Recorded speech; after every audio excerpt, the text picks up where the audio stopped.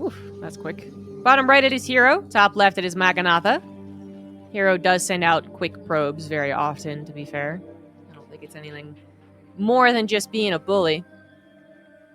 There's always a chance, so we're going to follow it. So the PTR, guys, this is the real meat of the PTR. In my humble opinion, and I think it is pretty universally shared, this is a patch that was mostly directed towards PTR, or goddammit, PVT.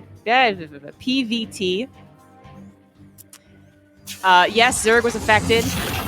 Yes, some of the things definitely aren't about TVP, like the Seachink being abducted no longer. But it is majorly about PVT. All the examples that could affect PVT coming at you as we watch this probe dance around. Overcharge for Protoss grants half the amount of energy, but it is 15 seconds faster, so you can do it more often. Mothership health points, Mothership, whatever, is reduced. Psionic Storm is a big one. Duration increased from about 3 seconds to 8.5 seconds. That's a very long time. But its damage is reduced from 10 to 5 damage per tick. There's also been a reported bug in that it might not be ticking or something like that. Like, literally, fast units can go through Storm and not be affected. Like, Zerglings will go through and, like, a quarter of them will actually take damage and the rest won't for some reason. I don't know.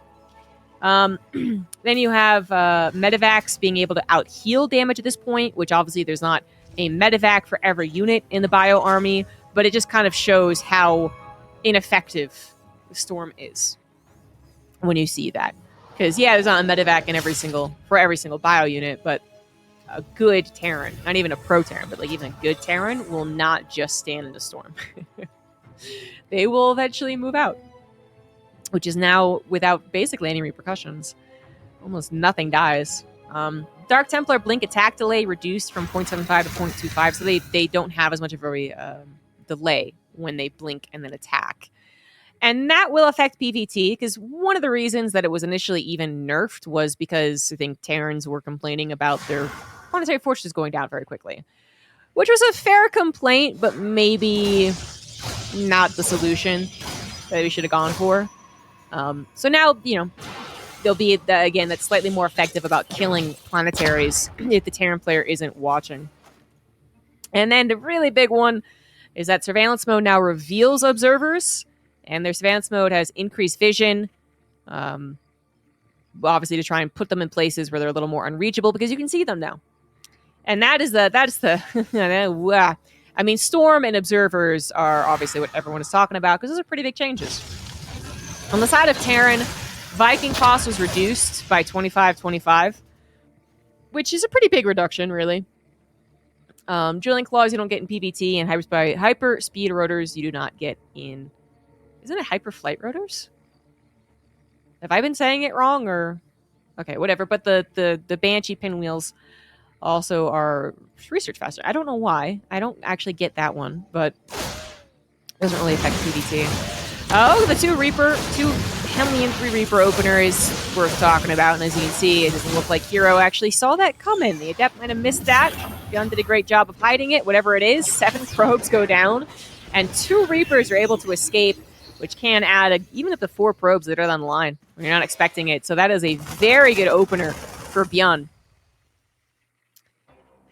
Nothing to do with the recent changes at all, but it's going to put him in a much better position as we go into the mid-game, where we might see those changes. Blink is on the way for herO.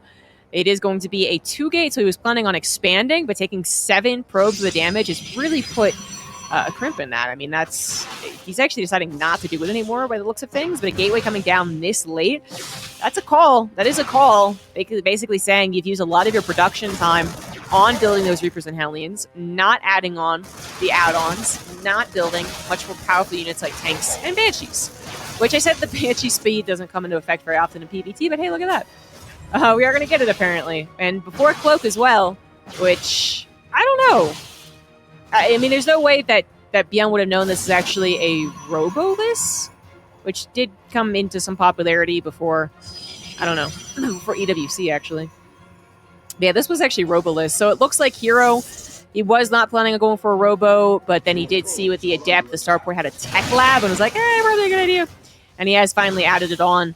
But, I mean, still, the lack of observer, even at this moment in time, means that he can't actually see everything that Terran's doing, like where their tanks are repositioning, how many tanks are actually behind the tank that he's going to target. And he can't get up on the high ground unless they had hallucination, which he can't afford a sentry right now. Well, he could, actually, but he's not going to. So, I mean, that's a lot of options taken away from the blink attack, and so far this ain't it. This is not it. Even though he got that tank with his last breath, he lost a few stalkers, lost a lot of health on the remaining stalkers, and it took too long, frankly, you know. So a second tank is once again about to be out. The Banshee's also still alive with speed. It's very microable, and that does a lot of damage if you don't target it and get it out of the equation. And I think Byun has done an excellent job. I mean, for Byun, he 100% knew that his opener was going to leave him with that gap with the army missing. And if herO was preemptively going for a 3 or 4 gate with a robo, with a warp prism, that could have been really bad news. Cat tried to jump, and he missed. I feel bad for him now. Anyway, so there was a sense of urgency for sure about him getting to the tanks, about him getting to the Banshees. The hyper speed is actually very interesting. I don't know if that's a change that has happened recently, if it's changed because of the patch or what it is. But, I mean, it is... I don't know what it originally was. If someone could look that up, that'd be great, because for some reason they didn't include it in the patch notes. But now the research time is 79 seconds. 1 minute and 19 seconds, which, I mean, isn't short, I would say. It's not short, but... if it was like 150 seconds before, I don't know. I mean, that would be a pretty considerable buff at the time. Banshees also do arrive, of course. Now, again, they're cloakless. They only got speed. I could see the logic in that to an extent, but I feel like there is this stark reminder happening right now, which is Banshees are glass cannons. They don't... even if you can micro them really well. I mean, stalkers are also pretty mobile, and they have blink, which makes them even more mobile, you know. So, I don't know. The Banshee is definitely good at hit and run tactics. If the stalkers are really out of position, if they have to blink, and then you see them about to blink, like, sure, you could run away. But, yeah, it's not going to do a whole lot. Still, Banshees adding into that probe damage, even just 2 more right there. There you go. That's what you want to be doing every single time, ideally. And that is a lot of damage. herO's counterattack was very inefficient. Even though there was some delay, obviously, on the Terran side, they had to get to the tanks. They had to get to the Banshees. They had to get that DPS out there, so they didn't get all their barracks and standard combat shields. I mean, herO, he delayed his third base quite a bit. Obviously, had to replace probes that he was missing, and now is still producing probes, where in an alternative universe, you know, he would have already had this saturated, actually. Bio Army is now roaming around. Still doesn't have combat shields, but is feeling pretty strong with the size of the army. He does have +1, as herO's +1 has only just begun. We are getting into a mid-game PvT, not storm-based, obviously. Oh, the warp prism's caught out. herO not having a very good game at all right now. Woof! But this means we can talk about the patches still, even without storm. I mean, I would not be surprised, actually, if most Protoss players are looking at this and going, well, the storm is just useless. I don't actually blame them. I think it's way too severe of a nerf. But anyway, this is a good old classic PvT, so herO's going with it. Does manage to catch a couple of Marauders. 1 Marauder, excuse me, a couple of Marines, too. But while that seems like a good start, there's a lot more bio, about to have combat shield, a couple of tanks already, and those Vikings, they don't cost as much. You can get them pretty easily at this point. And with the reactor already ready, 4 medevacs also that prime number, the base number that you need. I mean, we're going to very quickly get to a decent number of Vikings, covered by 3 tanks, excuse me. We'll go the 3rd one. Only 2 Colossus. Good force fields, though, catching those Marauders that were a little bit too far forward. But that is clearly an army that herO is not going to be able to bully for very long. The Viking number's increasing, the Marauder count's increasing, the tanks are still alive, and even though that choke was very abusable, it's only going to last for a while. So herO does wisely pull back while he's taking a 4th base, trying to still really recover, I would say, from the early probe deficit, losing 16, and 7 of them very early on in the game. That's tough, but he is on his path to recovery.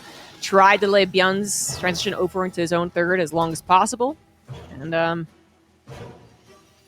managing to make it look like an even game. 4 Colossus, now the number? Maybe that's going to be the new base number. I mean, it was the old base number, actually.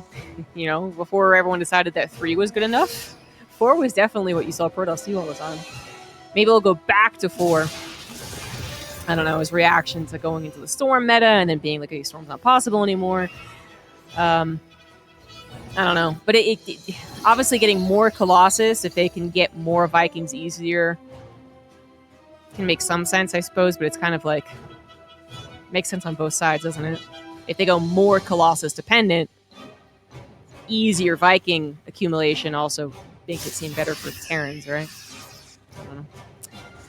I don't know. Maybe 4 is the new number, maybe 3, and then herO is just adding it just because, and he will go in Disruptors, as will the rest of them. I mean, without Storm, we're looking at a very familiar game. We just have to remember, like 1.5 years ago, 1 year ago, I don't know. Because Storm was out of the meta for so long.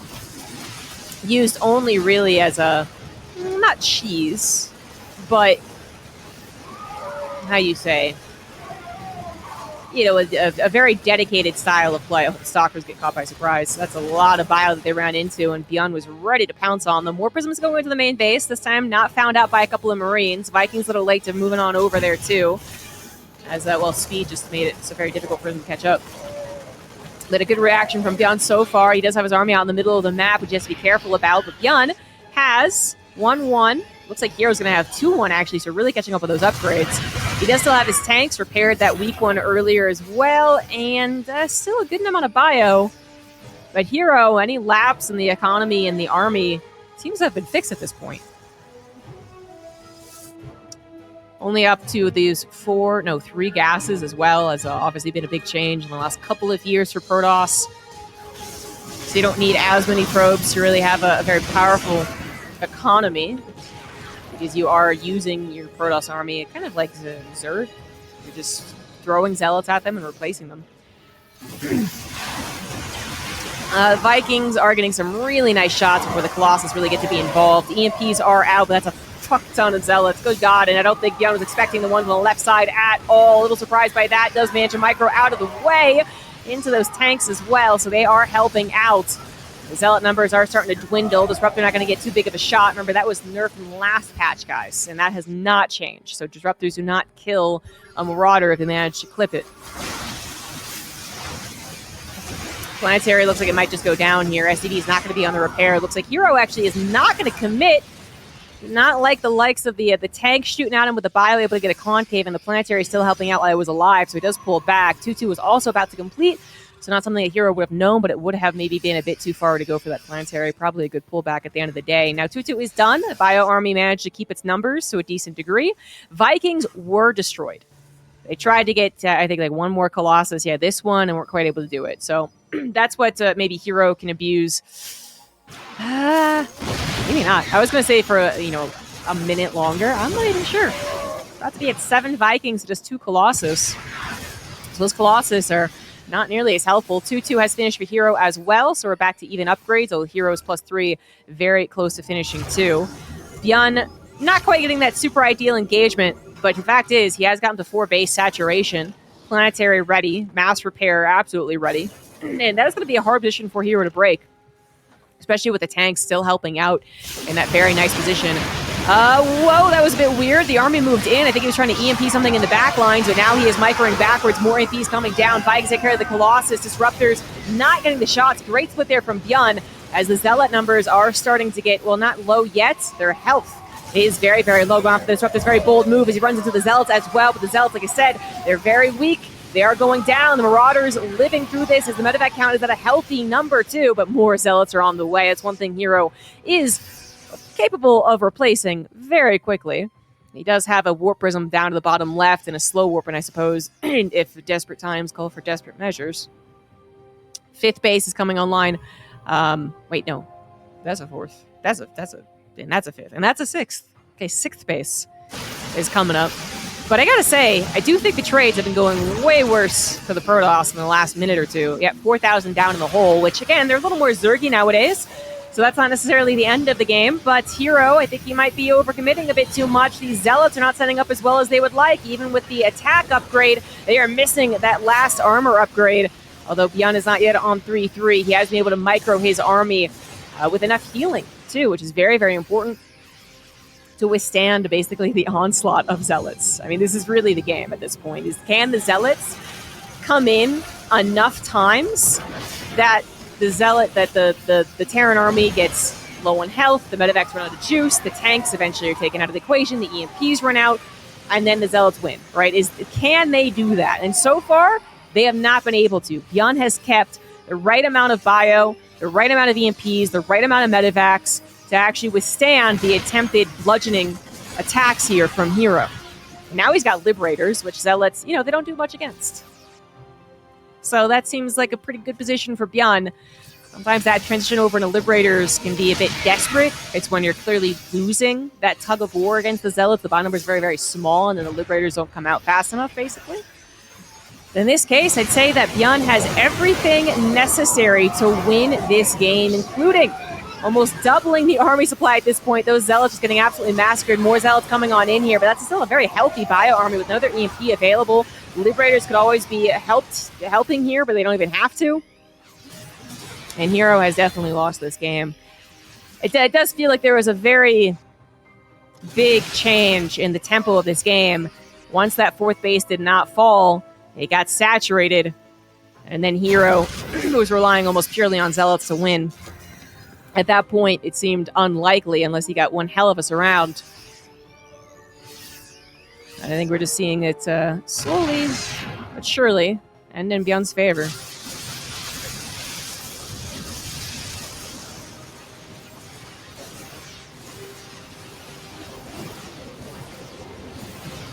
The game audio is kind of low rate tinny. That's interesting.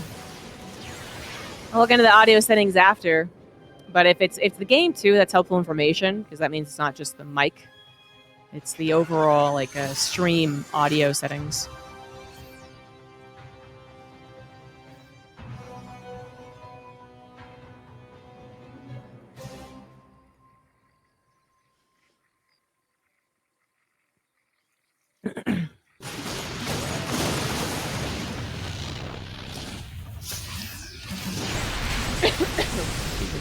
We can see what it's like without the magic mic. But then it might be peaking.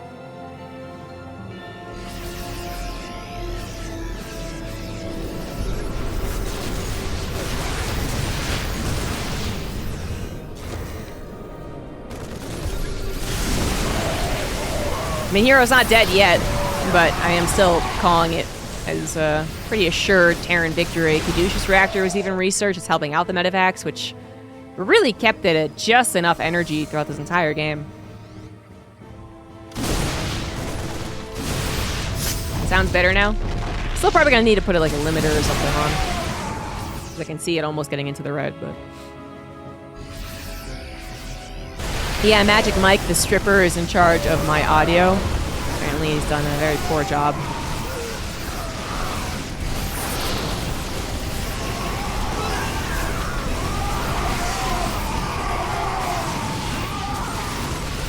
I don't know if the people at Meld anticipated that and thought it would just be funny, where they didn't think of it at all when they designed a phrase for their own mic effects button. I don't know.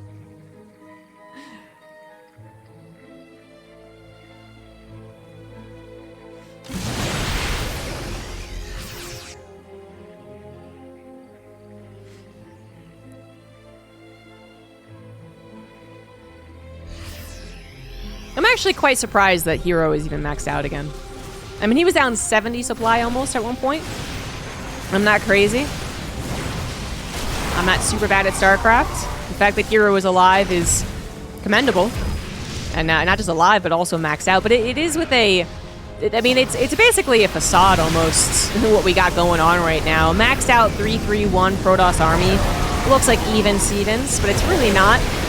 The problem is that the Protoss really is kind of supposed to either have extreme control over the map, so always finding the engagements that they want, always having a base to fall back to, and always able to be the one pressuring, so they're always able to reinforce.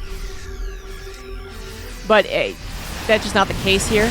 It's an army that he has managed to muster with the economy that he has barely been able to get up. I mean, this base being up and running as long as it was I think, the reason he was able to get maxed out again. But the army is actually not as strong. He needs a really great engagement, which Byun, I mean, he's dangerously close to being in a bad engagement a lot of times in this game. If he gets surrounded once in this 21-minute game, this could 180. You know, suddenly herO does have a lot of flexibility where he just straight up win the game, you know? But it never happened. And yet again, we have herO down 60 supply after not being able to find basically a surround. You know, we say like the best engagement possible. And unless you're talking about Disruptors getting a bunch of shots, really what you're saying is, do the Zealots get us around? And they have not. So, I mean, that is the way PvT has gone. This is not a change. You know, I'm quite afraid that in discussing PvT now on the PTR, some of the ways that I phrase like how this match is supposed to be played can be taken from people maybe only just checking out StarCraft after like a hiatus or something as it's the PTR's fault. This is why herO has lost, because the PTR. And I mean, sure, I guess in a way that could be true because he doesn't go into the Storm, which maybe he would have done if Storm wasn't massively nerfed. I'm getting some serious deja vu, by the way. I swear to God, I remember like a dream or something where I was talking about Storm having been nerfed. And then in my brain, I was like, oh, there's no way Storm would ever be nerfed. That's crazy. Anyway. But if you could look at it as a lot of that game was what PvT was like a year ago before people really started to use Storms a hell of a lot, before Overcharge came in and before people started to really abuse it. That is just how that game goes. Like, this is just how PvT is. If you cannot get a, you know, sizable economy with a lot of map control and keep the Terran under your thumb by consistent Zealot run-bys and engagements, you are eventually going to lose out to a superior Terran force. I mean, that is actually what PvT was. So, yeah. I don't blame the PTR at all for that game, except for the idea that, okay, maybe herO would have used Storm, maybe would have been in the previous meta. But I'm just saying, this is almost, this just looks like it was a year and a half ago. That's what I'm trying to say. In the bottom right, it is herO. In the top left, it is Byun. Some people out there will be like, well, a year and a half ago, Protoss fucking sucked, and that's not very good.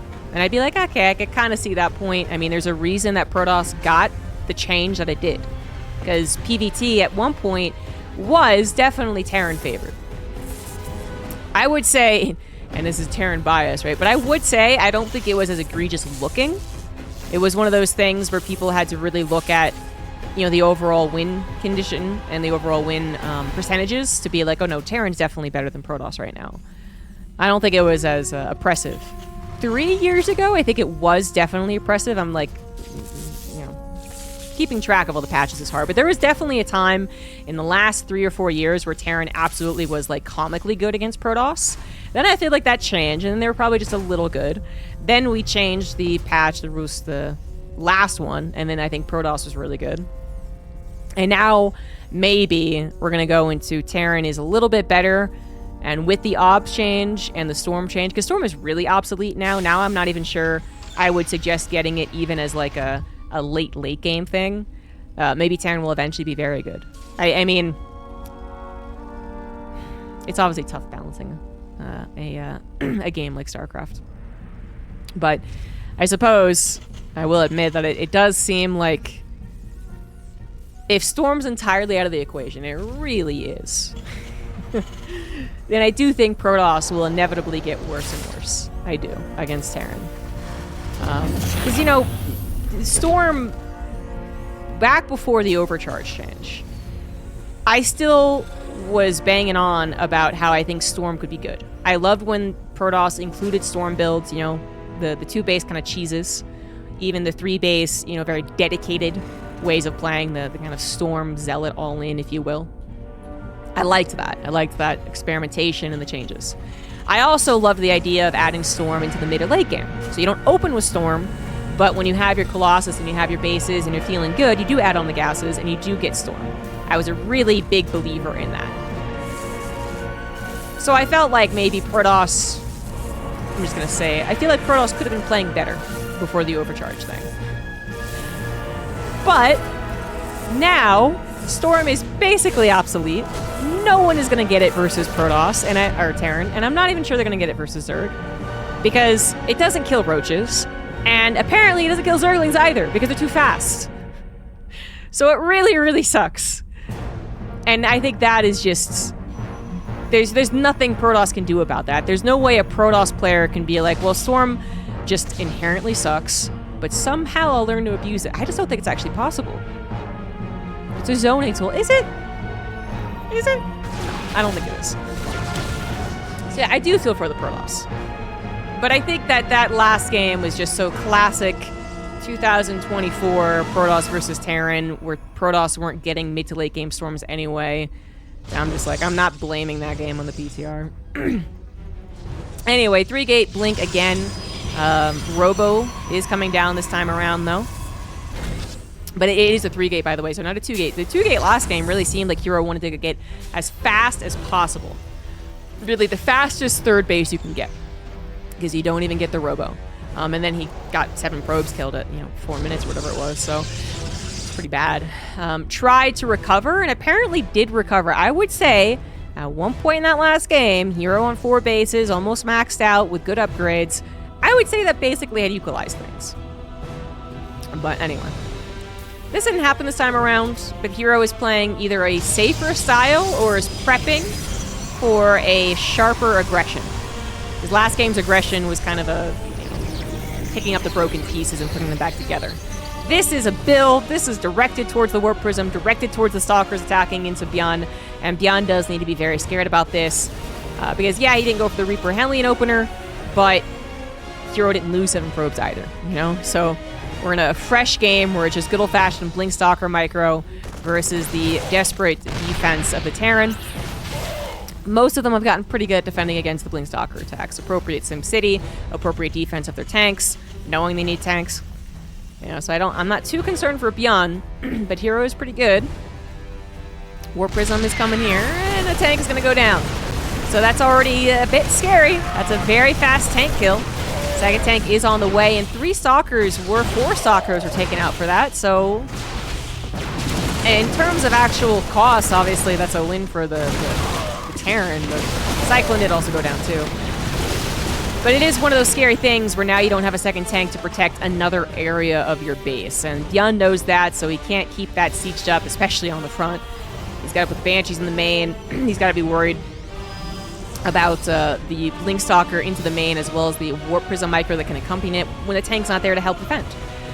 Warp Prism is going to go and kind of check around, sees once again a tank on the front lines, and is going to go for it, grabs that, plus a Banshee, but is going to lose a handful of Stalkers. The Focus Fire is coming in at the last second there for Byun. Bunker does go down too, but another tank appears. 1 tank, 1 Banshee, and a handful of Marines saving Byun's life right now. In total, we are seeing that just starting to favor herO directly in the resources. Good eyes on the scan. No, it was a good eyes on the scan, actually. He put it in surveillance mode for half a second. I'm pretty sure I saw the animation. I think Byun was going to see that regardless, but still, we did see the patch in effect. Tech Lab has gone down. No more Banshees, not replacing that, but a second Banshee is here. A second tank is here, and in the nick of time as well, allowing those Stalkers to micro on a high ground with the Warp Prism on top. Very, very bad news without a serious amount of DPS from the Terran. The tank on the front lines once again in trouble. Same with the Banshee, barely microed out of the way. Once again, Hyperflight Rotor is being that priority. Such an interesting change. So interesting. Bunker's going to keep itself alive, but the Banshee is not, and this is getting a little desperate. SCVs are being pulled in. herO sees it coming, blinks out of the way, has lost a lot of his own Stalkers. 15 of them have gone down, but he's still replacing them. He did go up to 5 gateways, because his third Nexus is done, actually. And this is a really, that's the worst news about this. So basically, Byun, he's surviving. He's not letting this snowball, but he's not advancing in any way. he should already be on his way to Stim and Bio Ball, not having to remake tanks. This is going to be his 6th tank, as he mismicros it as well in the Tech Lab. He did realize it, but Byun realized the game is over. I mean, I think he might have literally gotten broken right there, and Immortal was on the front lines, and that is it. So there you go. Just consistently hammering away at the zoning tools.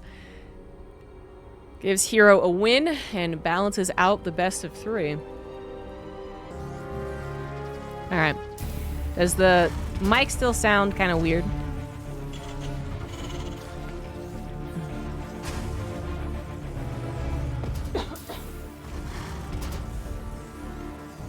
Still kind of recovering from a sickness. It's been over a week at this point, so I'm very upset. But I can't do anything about it. Pros players switch more to early aggression or all in. Oh, they absolutely will, I think. I don't know about proxies. I mean, not the pros. I don't think we'll be doing cannon rushes, but I do believe. Whoa! Well, speaking of early game aggression, that's not a Reaper. He's going to proxy the factory as well. Cheeky, cheeky, cheeky herO, who had, in the previous 2 games, immediately sent a probe out to scout and harass. Doesn't do so on Persephone, and perhaps Byun has picked up on that. Because what a bold call to make if you assume he's going to probe scout again. 1 Marine just a word away, I suppose, a probe that might eventually come around or something, I guess. But, I mean, this is... Is he full-on cheesing? Like a full-on 1-1-1? Part of me always hopes he's going to add on a battlecruiser, but typically doesn't happen. herO has no idea that his opponent is doing something other than a 1-Rax expand or a factory expand even. This is going to be a full-on 1-1-1. But yeah, it's not going to be a fantasies build. This is a more common, obviously still very rare build, in which you do get the tech up and the on the factory, and I guess Cyclone or Tank still could occur. This is going to be a Cyclone. And the Starport, I don't remember what comes out of it, but it's very, very cheesy no matter what comes out of it. herO is defaulting perhaps to a bit of safety against, say, a factory expand. You know, the Reapers and the Hellions arriving again.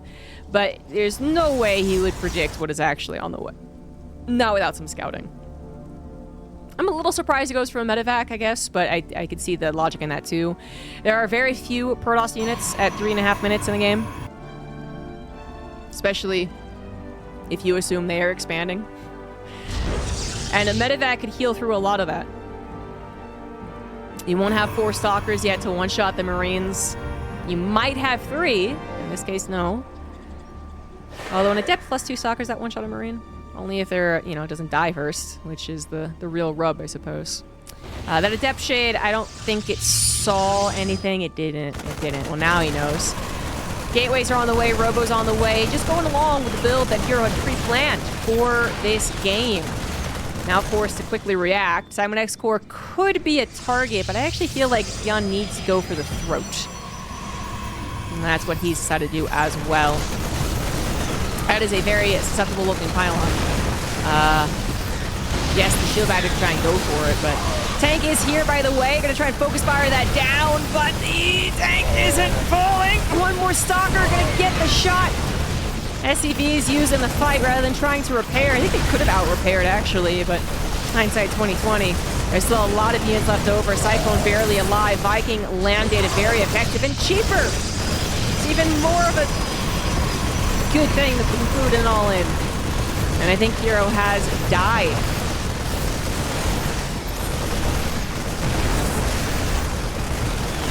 I feel worse for the Protoss if they scouted out. I don't... Decides not to scout at all, and that this is what happens when they do that. Pylons are repowering structures, but the Robo's not going to be used, and only 2 gateways with the one in the main base is not a whole lot. The Cyclone has also been repaired, and is going to be microed. Another tank's here, another Viking's here. Yeah, herO's a goner. herO probably smiling, shaking his head. I can only assume that herO just doesn't often scout him for Persephone, because this is such a bold call to make. game 3, the pattern set was that he would probe scout. Or maybe herO just doesn't scout on the 3rd game, actually.